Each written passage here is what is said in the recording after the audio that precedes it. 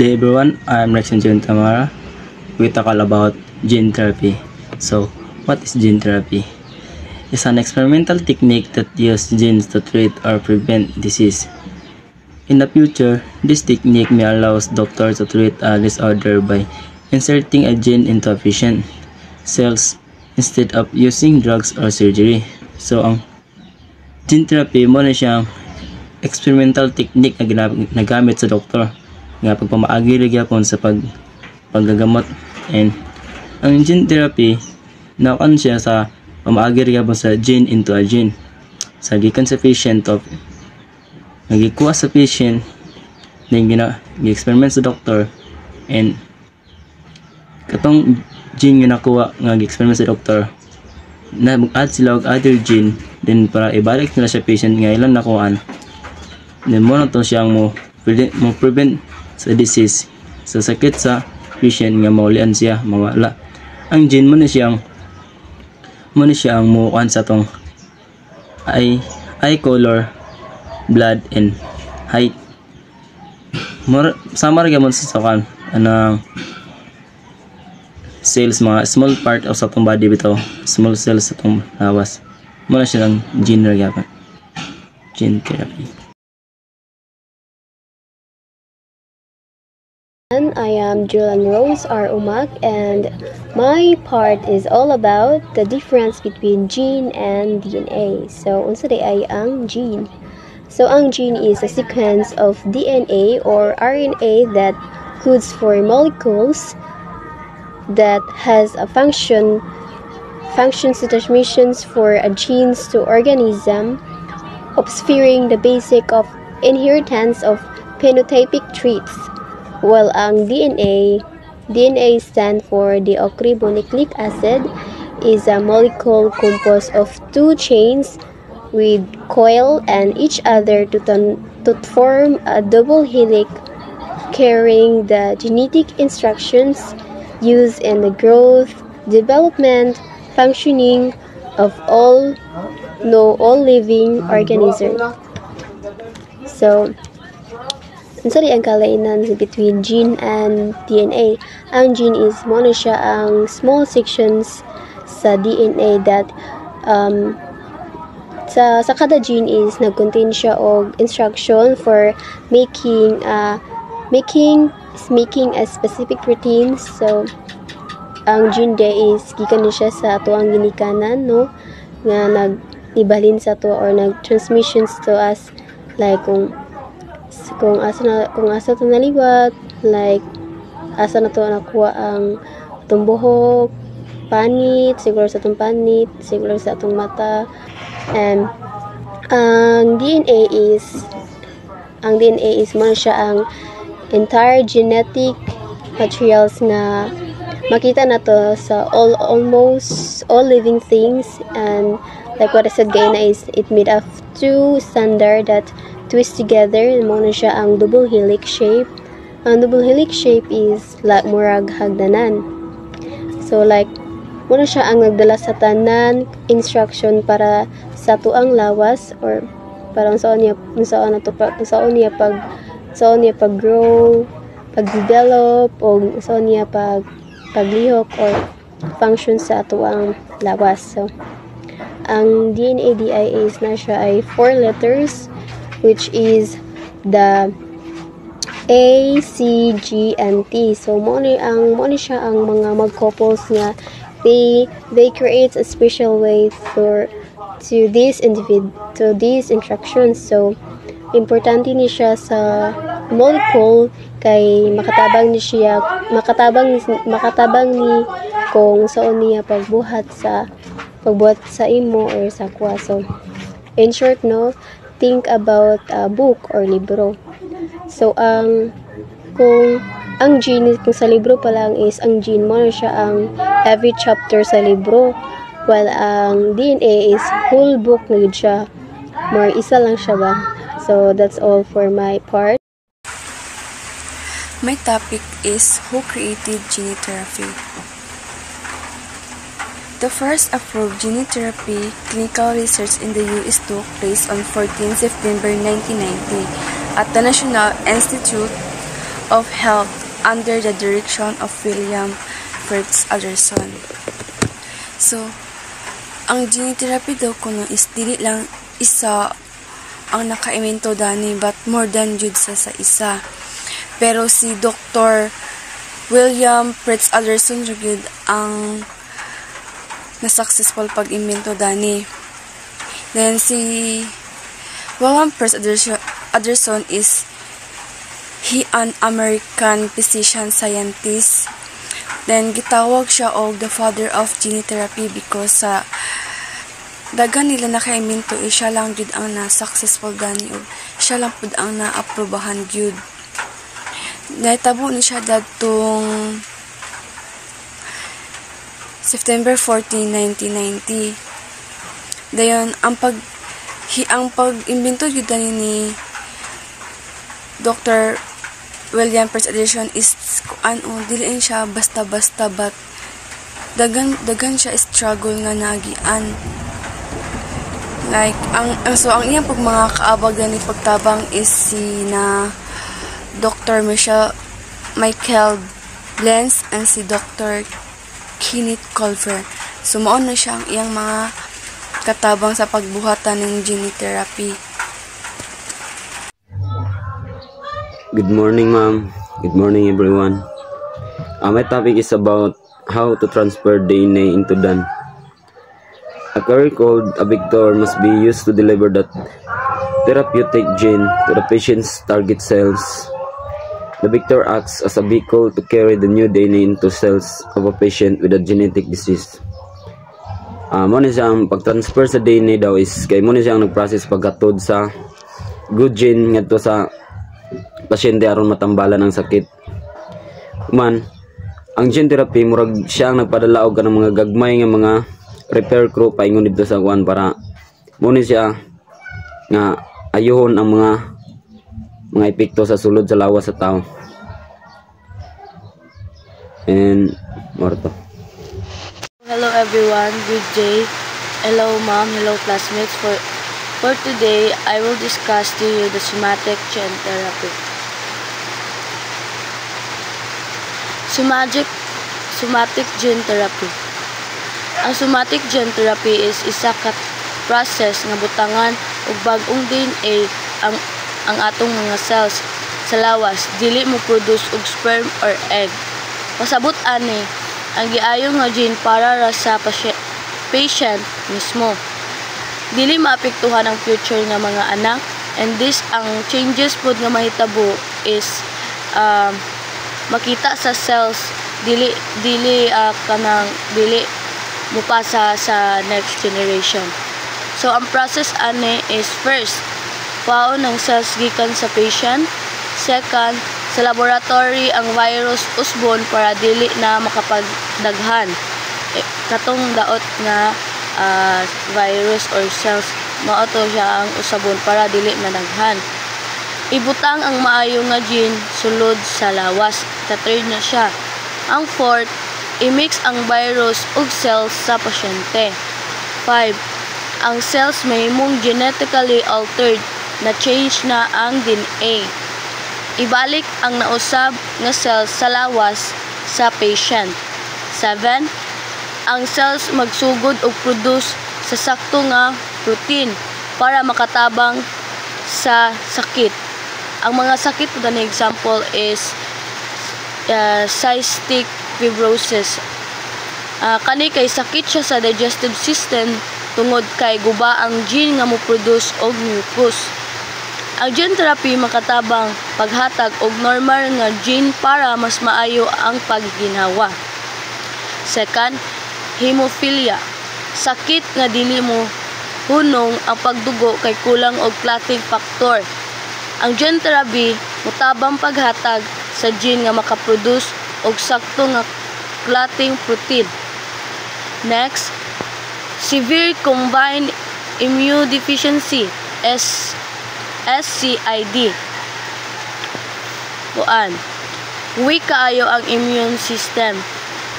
Matabangan pinaagi sa pag-ayos sa gene para lig-on ang immune system. Fourth, certain cancers.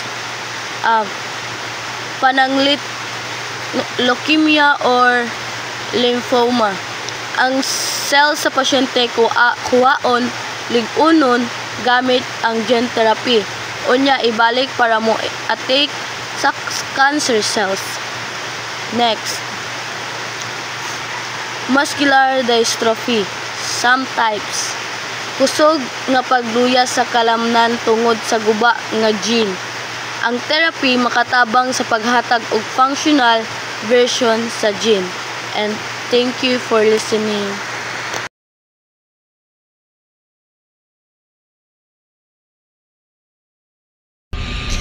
Okay, so let's proceed the topic which diseases can be treated with gene therapy. Gene therapy holds promise for treating a wide range of diseases such as cancer, cystic fibrosis, and heart disease, diabetes, hemophilia, and AIDS. So, ang gene daw, maulaw din siya ang fix or replacing sa atong sulod sa atong lawas kung unsa ang needs para maoki bitaw taas, like tabangan nila. So, like cancer, ano yan yung tabangan ang cancer? Like, kanang nabito dapat kung unsa man tong asa dapat imong cancer, so naay way, so ila tong bayluan bitaw para makasurvive ko sa sakit na cancer, para magdukay imong lifestyle. So ang cystic fibrosis, ang ila po na rin gina-focus is or iginatabangan po nila niya sa pag ganang problema sa mga paghinama bitaw ka ng lungs nato. So ila rin ginatabangan na mamaayo atong lungs para sa pagginawa wala tay problema. So ang heart disease, silbi mo bitaw sila ang magtabang po sa pagpump para makadaloy bitaw to ang bagong blood vessels padulong sa itong mga ugat-ugat. So ang diabetes, iya po ning kinatabangan sa pagkontrol sa mga sugar level, iya po ning gikanakuan bitaw ka ng tabangan niya sa ang hemophilia and AIDS. Like sa mga babae, di ba, pag natay times na pag natay means nga naay kabuo bitaw gagawas. So kana siya ginatabangan na sa genes na mugawas siya para mahimo atong naa sa sulod para dili siya mapundo kay makasakit na siya sakit kung magbara. Then sa AIDS, even sa mga viruses bitaw, like musod sa tong lawas diha na ano yun ay musod sa tong lawas sa viruses, diba? So ginatabangan niya na ginatabangan niya na ma-fight sa atong lawas o ma-survive na to na dili ta apektuhan sa viruses. So that's also my part. Thank you. Good day everyone. For my part, I will explain the first three major side effects of gene therapy, which are immune system reaction, DNA mutation, and viral spread. So in immune system reaction, when gene therapy uses vector, usually modified viruses, to deliver a healthy genes into patient cells, because the body detects the vectors as something foreign, the immune system may attack it. So the common reaction is fever, severe chills, headache, drop in blood pressure, and vomiting. This typically resolve within 20 to 40 hours after the treatment. So, for example, a patient receive gene therapy for a lung disease. After the injection, the patient suddenly develops fever, severe chills, and vomiting because our immune system reacts to the viral vectors.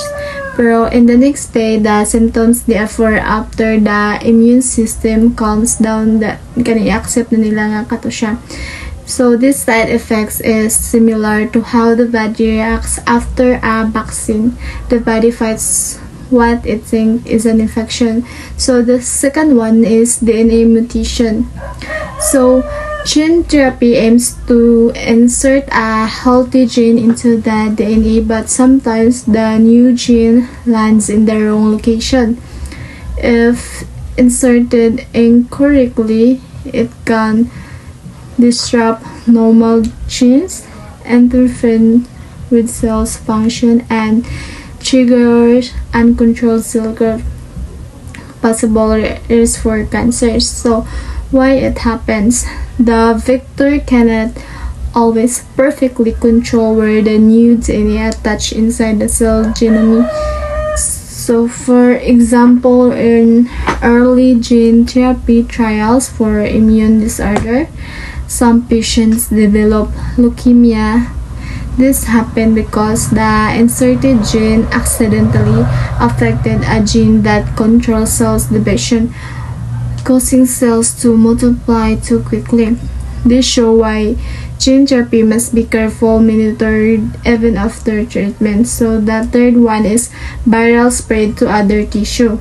So gene therapy often uses modified viruses that are designed to target specific cells. However, the virus may sometimes travel to other parts of the body or affect cells that were not the intended target.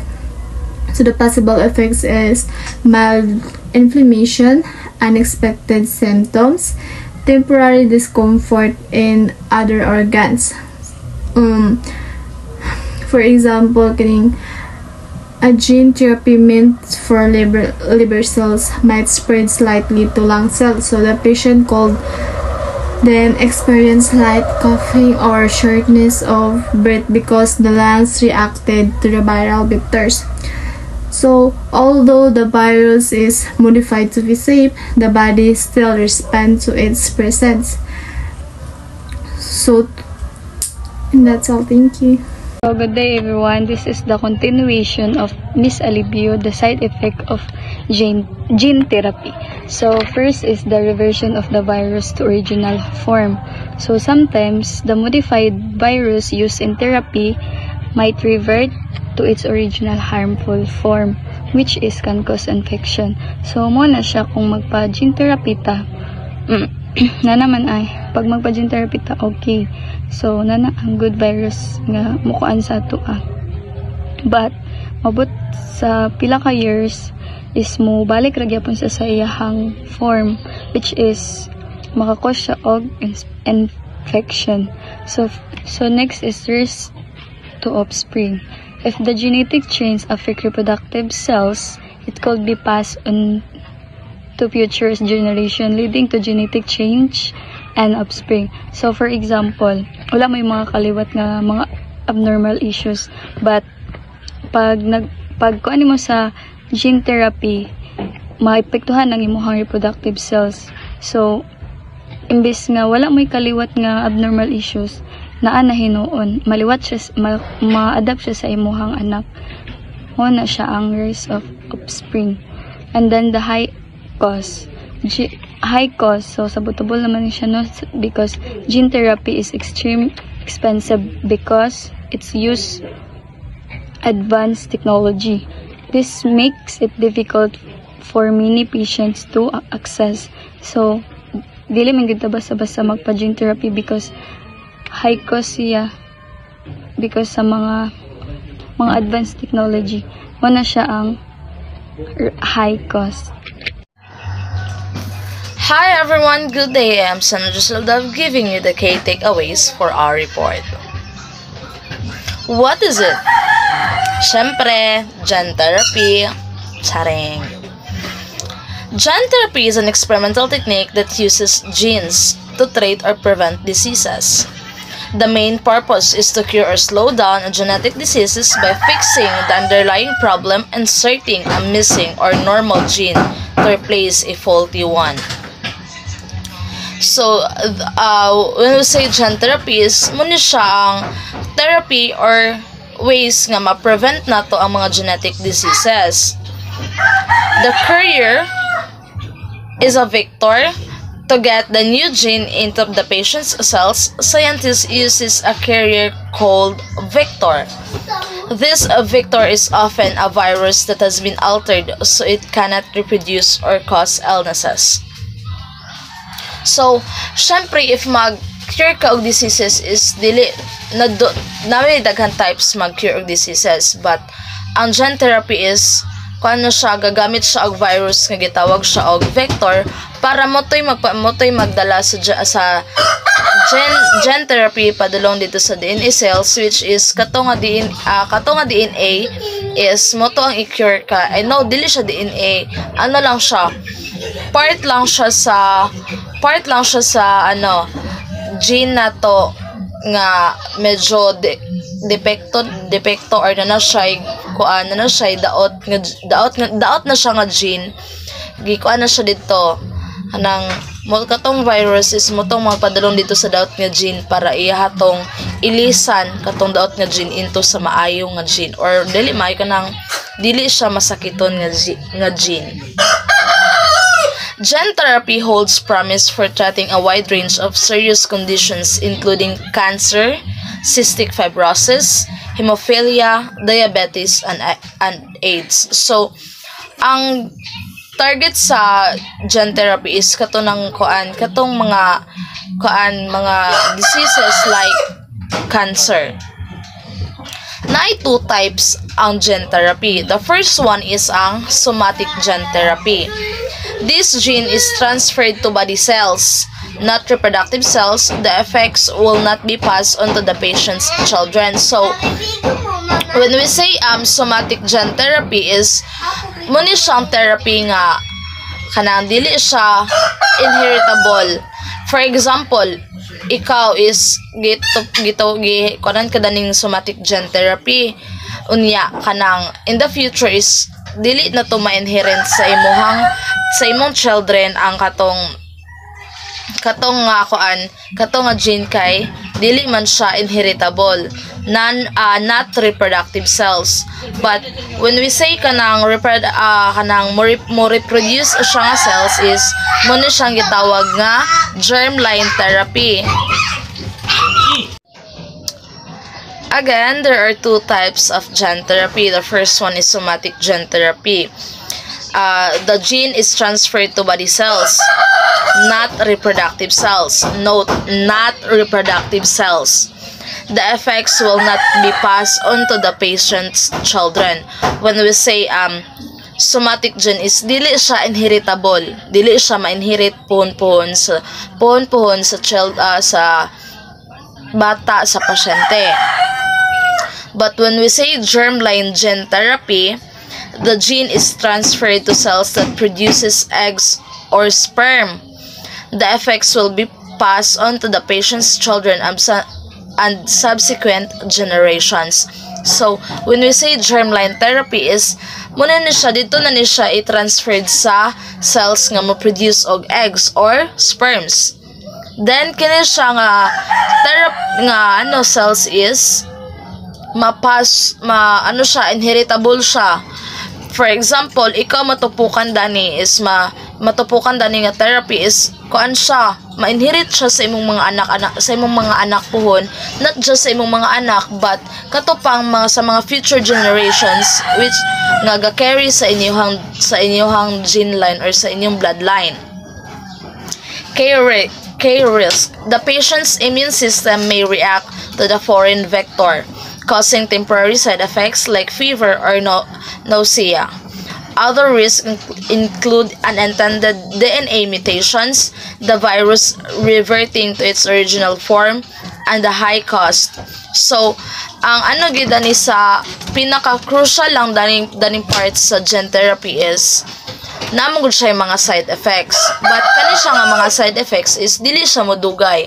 Like, pareha na lang sa kung giingon nga siya, fever or nausea, pagkalipong or mahilantan ka. Muna siya ang mga common nga risk pag mo kuan kag gene therapy. But another is kuan siya, high cost. Syempre dili baya basta-basta karon kwarta na gapadagan sa tanan. So kung mag-avail ka daning nga therapy is kuan gid siya, expected gid nga mahal kay siya kay syempre ikaw daw maka-cause na og genetic maka-prevent na og genetic diseases. The first approved gene therapy clinical research in the US took place in 1990. under the direction of William French Anderson. So, ang first na pag-approve sa gene therapy is not in the Philippines but in the US. In the year 1990, ang father of this clinic is si Mr. William French Anderson. Ambot kang kung kinsa ni siyang lolo aw bitaw seryoso. Mo ni siya ang nakahatag siya big contribution kay kanang iyahamang ay na-approve man ang iyahang gene therapy, which is big help kay siya kay again, gene therapy is ang main goal ng gene therapy is mag-cure sa mga genetic diseases or at least man lang kung dili siya maulian is ma-slow down siya, which is makahatag og taas nga kinabuhi sa mga individuals nga naay mga genetic diseases. That's all everyone. Thank you. Bye.